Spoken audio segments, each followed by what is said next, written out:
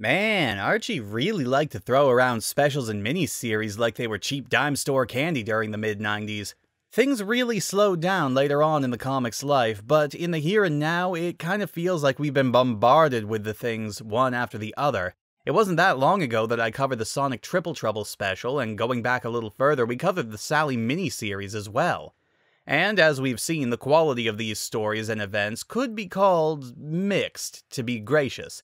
Enter the Tails miniseries, 3 issues starring Tails himself, building off of the backup stories we've been getting in a couple of the more recent issues. And I gotta say, regardless of how middling or mediocre these things usually are, the covers are always so damn gorgeous and well done, and the first issue here is no exception. While I'm not terribly crazy about the low opacity croc there, everything else is not only really nice to look at, it's also pretty well laid out, with our main character laid front and center in front of us. We open this issue on, oh god, I can't, Actually, this whole first page is framed as a comic that Tails is writing about himself as Captain Super Foxman. Thankfully, the poor artwork this time is actually intentional, and it's meant to be Tails' drawings, but I don't get why this even exists, considering it has nothing to do with anything. And Tails is just sitting there on the dock, holding up his comic, and also looking over the list of supplies he got from his stint on the deserted island. We get a brief recap about what happened on the island, before Sally shows up and Tails quickly hides the paperwork he was working on. Sally asks him if he's having fun with the sub, which she still thinks can't run on its own, and Tails, rather sarcastically, says he's having plenty of fun with it. Sally gives the old "I'm only looking out for you" speech before heading off, but Tails, judging by his face, is still pretty peeved about being treated like a child. Which he is. And again, going back a few videos where he first declared his independence, I still find it rather weird that he would behave in such a manner considering how much, again, he looks up to Sonic and Sally. I can understand his frustration with not being allowed on missions, but his constant complaining about it in such a vitriolic manner still strikes me as out of character. You could argue that yes, Tails is a child, and children are often lacking things like empathy and common sense, and are very inwardly focused, but at this point in the comic's history, this sort of behavior is pretty out of character for him.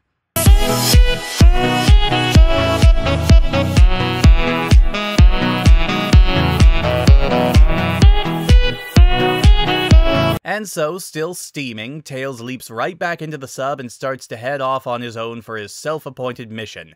One could wonder why he bothered going back to the dock at all if he was just going to jump right back in and head out. I mean, we did already have a story recap, it's not like the page featuring Sally was all that necessary to begin with. Cut to, elsewhere. Thanks for that, text box. Where Robotnik is putting the finishing touches on his supply blimp. When a SWAT bot asks to compare the cargo list to the one Robotnik had lost back on the island, in a strange but not unwelcome bit of continuity, Robotnik crushes the offending robot into a steel cube with his bare hands. You know, this Robotnik actually manages to be a bit more threatening than the one Sally took out with a freaking dropkick. Robotnik takes the launch as a moment to monologue his latest plot to us, the audience, and you know what that means. Cue the music. At long last, my long-range plan for global domination is underway. My new regional robo-underboss will be fully supplied and capable of dominating Mobius's southern hemisphere. In other words, he's an evil emperor who's subcontracting evilness, and even has the blimp outfitted with an umbrella cloak, leaving it completely invisible from the top and sides, but not from directly below. And since its journey is totally over the ocean, no one will detect my scheme. Unless, of course, someone found the list I lost. And cut back to Tails, where a mysterious shadow on the ocean catches his attention. He flies under it and finds the blimp above. Tails flies close to try and get some recon, and he does manage to learn that their ultimate destination is... down under. Good day to the 2 or 3 people living in Australia that watch my videos. However, a hovering SWAT bot catches Tails and hits him with a disruptor, a totally non-lethal laser gun. You know, again, I'm aware that this is a kid's comic and all, but Robotnik's already enslaved most of the known world, and at this point, keeping his forces equipped with non-lethal weaponry is basically a form of self-sabotage. With Sonic, I get the reasoning, he'd love the opportunity to gloat, but in this case, yeah, I don't get it. Tails is beset by a pair of SWAT bots, but in yet another display of ingenuity, and of course a total lack of anything regarding physics, Tails uses his spinning tails to create a small water spout that swallows up the SWAT bots. One of them is pretty bummed out about it, but the other seems like he's having a good time. Tails returns to the Sea Fox to rethink his strategy now that the bots in the blimp know he's there, but he doesn't have much time to relax as his sub is now commandeered by Octobot. You all remember Octobot, right? That classic sub-boss that was absolutely no threat to Tails during his maiden voyage with the Sea Fox and was knocked out with a single blow to his mechanical head? Yeah, I don't blame you for forgetting about him. Though to his credit, he does manage to look at least a little intimidating now that Tails is outside the sub, and making an oh shit face that would make Wile E. Coyote proud. Octobot then proceeds to destroy the Sea Fox totally. Fare thee well, mighty sea sub from a Game Gear game that not many people remember, you shall be missed.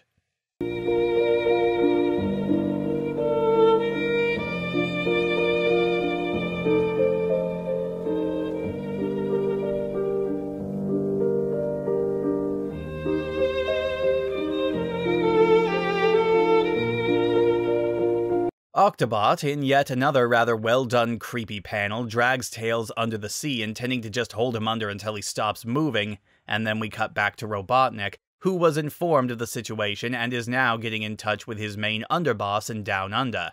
This is our first introduction to Crocbot, and my god is he overly designed. This guy somehow manages to look overly detailed and yet simplistic at the same time. He looks like he was pulled from an off-brand Pokemon imitator.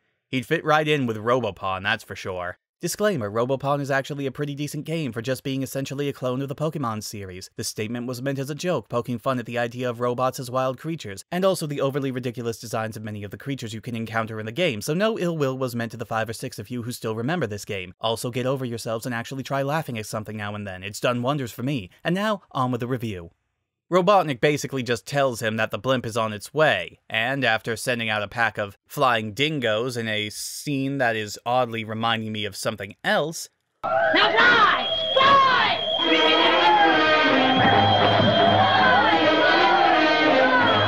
He monologues to himself about how he plans to betray Robotnik and use all of the resources he's being given to take over the entire world for himself.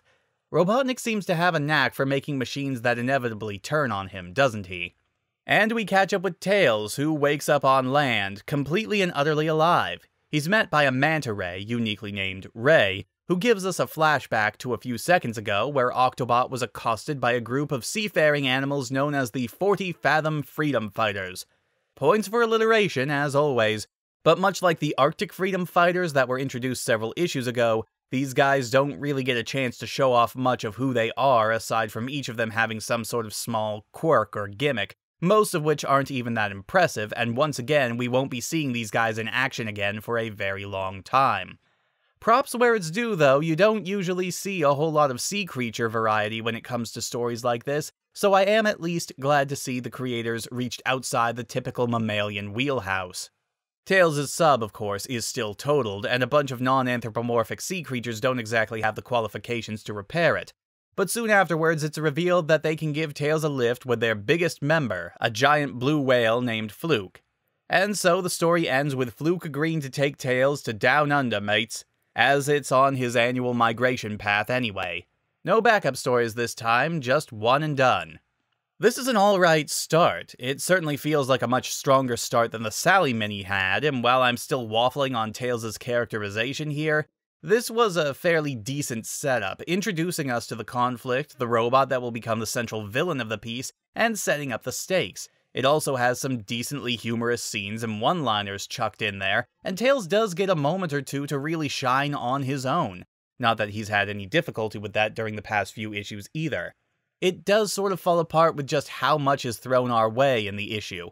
While it is a good setup, we're introduced to a lot of plot points fairly quickly, and it also falls prey to introducing a bunch of new characters for the sake of new characters, without really giving them anything resembling personality outside of their individual designs. They are essentially just a plot point. The positive of this is that, unlike the substitute Freedom Fighters from the Sally mini, these guys aren't going to be tagging along with Tails through the entire mini. No, that'll be the job of the next gang of Freedom Fighters we're going to meet. Wink, wink. In terms of artwork, Dave Manek once again manages to deliver. His style in this issue is a little less cartoonish than it usually is, to the benefit of the story, I think. His take on the characters are still relatively simple, note the lack of detail on Sally here, but he still has a knack for bringing characters alive through their expressions and body language. Tails gets some truly impressive expressions throughout the issue, and I do like the little touches, like how we can always see the little tufts and fluffs on Tails' tail fur. The backgrounds are also great and brimming with a heck of a lot of detail. I'm particularly fond of the different colors used during the underwater segments. And of course, seeing the very industrialized area that Robotnik inhabits is always a joy. Art on this issue is definitely fantastic. Next time, we're looking at issue 2 of the Tails Mini, and I can only hope that it manages to build off of the good momentum it has going in the first issue. I'll see you all next time, everybody.